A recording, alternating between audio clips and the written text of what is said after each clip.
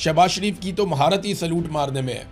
जैसे ही वो Donald Trump को या किसी ताकतवर आदमी को देखते हैं तो देखते ही दूर से ही सैल्यूट ठोक देते हैं, और जैसे ही नज़र पहुंचती है तो ऑटोमेटिक ही शहबाज शरीफ साहब का हाथ जो है वो उनके माथे पे पहुंच जाता है। बहरहाल नाजरीन, इस वक्त की जो लेटेस्ट खबर है, अभी जो मैं वीडियो रिकॉर्ड कर रहा हूँ, वो ग्लोबल स्मूथ फ्लोटिला के हवाले से है। ये वही बहरी काफिला है जो रवाना हुआ गज़ा की जानिब, और ये स्पेन से निकले थे आज से कुछ रोज़ पहले, और स्पेन से निकलकर इनकी जो मंजिल है वो थी गज़ा।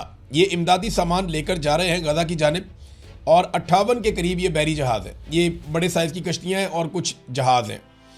ये 58 के करीब इनकी तादाद है टोटल, और अब तक की इतलात के मुताबिक इनको घेरे में ले लिया है इसराइली फोर्सेस ने।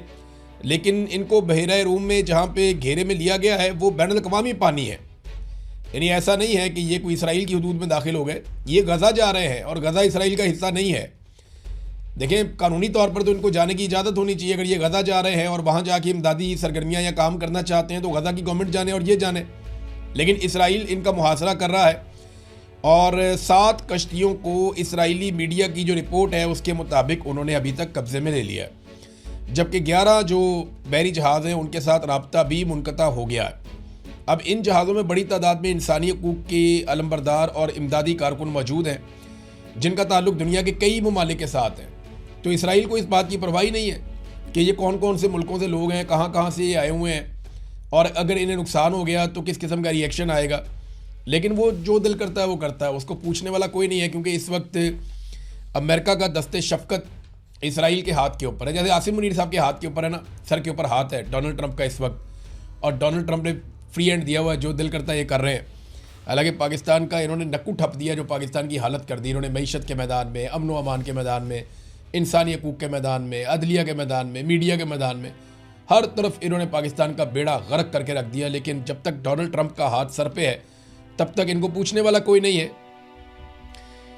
देखिए, अब डोनाल्ड ट्रंप को भी तो आगे से कोई पूछने वाला हो ना। फील्ड मार्शल को डोनाल्ड ट्रंप ने एक वादा किया था, यानी जब फील्ड मार्शल गए थे ना ईरान में, तब डोनाल्ड ट्रंप ने फील्ड मार्शल को कहा था, लबनान में गारंटी दी थी कि सीज़ फायर है लबनान में, तो ईरान के साथ बातचीत आगे बढ़ाएं।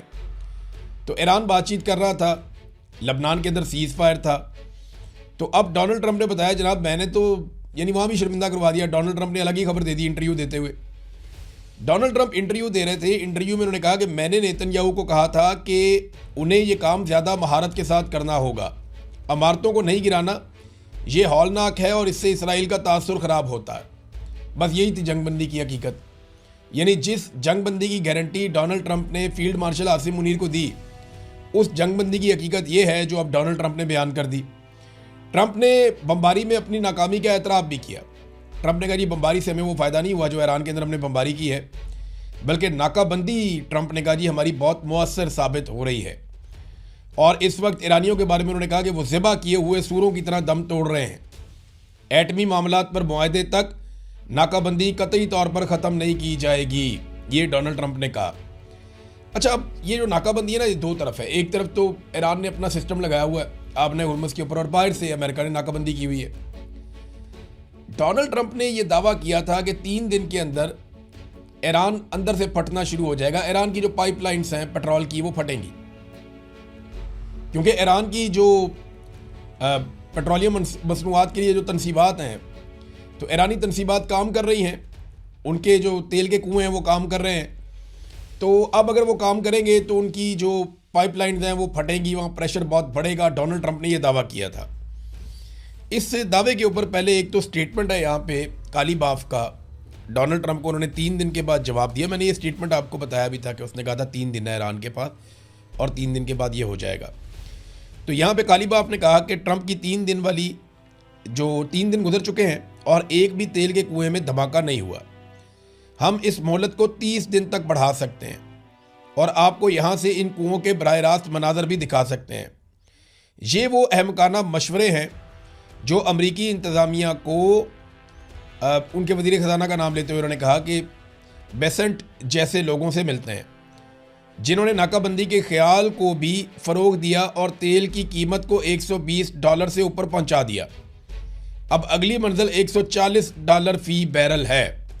मसला सिर्फ गलत नज़रियात का नहीं, असल मसला सोचने के अंदाज में है। ये बाकर कालीबाफ ने कहा और डोनाल्ड ट्रंप को उसके चैलेंज का 3 दिन के बाद जवाब दिया कि तुमने कहा था कि 3 दिन के बाद यहाँ पे हमारे कुएं फटना शुरू हो जाएंगे, तो एक भी कुएं में धमाका नहीं हुआ। तो हम तो तेल निकाल रहे हैं। ईरान जो यौमिया तेल निकाल रहा है ना इस वक्त, उसकी मिकदार मैं आपको बता देता हूँ। ये 35 लाख बैरल रोज़ाना तेल ईरान निकाल रहा है। अब 35 लाख बैरल तेल ईरान अगर रोज़ाना निकाल रहा है तो ये कब तक निकाल सकता है? क्योंकि देखें ना, ये तेल जो निकालेगा उसको कहीं ना कहीं तो स्टोर करना पड़ेगा। अब ये मुमकिन नहीं है जब आप तेल निकाल रहे हो और आप उसका आगे से आपके पास खाली करने का जरिया ना हो, तो फिर तो ये धमाके होने हैं। फिर तो डोनाल्ड ट्रंप का ये अंदाज़ा था कि 3 दिन है ईरान के पास।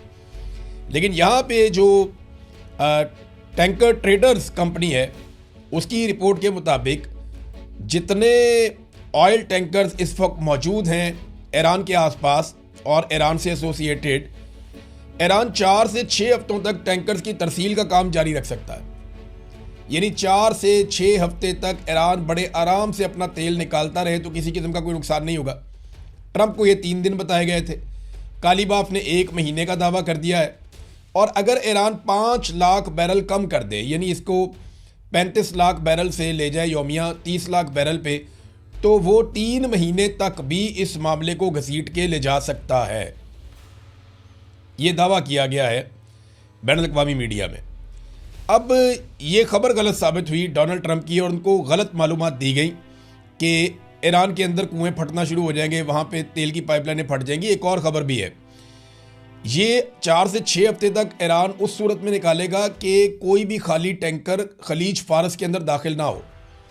अगर मज़ीद खाली टैंकर खलीज फारस के अंदर आ जाते हैं तो ईरान इस टाइम को और भी बढ़ा सकता है।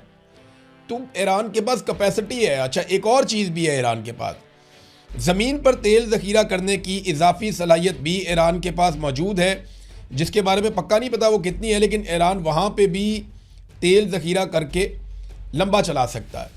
तो जो डोनाल्ड ट्रंप का आइडिया था वो गलत साबित हुआ। इसमें ईरान के लिए आबने हुर्मुज़ पे कंट्रोल रखना इतना मुश्किल नहीं है। उसकी वजह यह है कि ये समंदर का फासला सामने नज़र आता है, वो ओमान है, ये ईरान है, तो मसला ही कोई नहीं है उनके लिए। आबने हुर्मुज़ बिल्कुल पतली सी एक जगह है, वहाँ छोटे रॉकेट और छोटे हथियारों के साथ भी वो किसी भी जहाज़ को गुजरने नहीं देंगे ज़मीन पे बैठ के। वो मुश्किल नहीं है। जबकि अमेरिका के लिए ये काम बहुत मुश्किल है। वजह यह है कि अमेरिका खुले पानियों के अंदर है, गल्फ़ ऑफ ओमान में और उससे आगे अरेबियन सी में। अब जिस तरह के पानियों के अंदर अमेरिका इस वक्त अपने बहरी जहाज़ों को लेकर मौजूद है, वहाँ से अगर जहाज़ गुजरते हैं तो वो बहुत बड़ा रकबा, बहुत बड़ा एरिया कवर करना पड़ता है और समंदर के अंदर ये थका देने वाला काम है। यानी एयरफोर्स और ज़मीनी अफवाज के लिए कभी उतनी मुश्किलात नहीं होती जितनी बहरिया के लिए होती हैं। इनका बहुत टफ काम होता है, बहुत मुश्किल और थका देने वाला काम होता है। ये बड़ी मुश्किल एक्सरसाइज है और इसमें कामयाबी के इम्कानात उतने नहीं होते जितने ज़मीन के ऊपर या फ़िज़ा से अटैक के ऊपर होते हैं।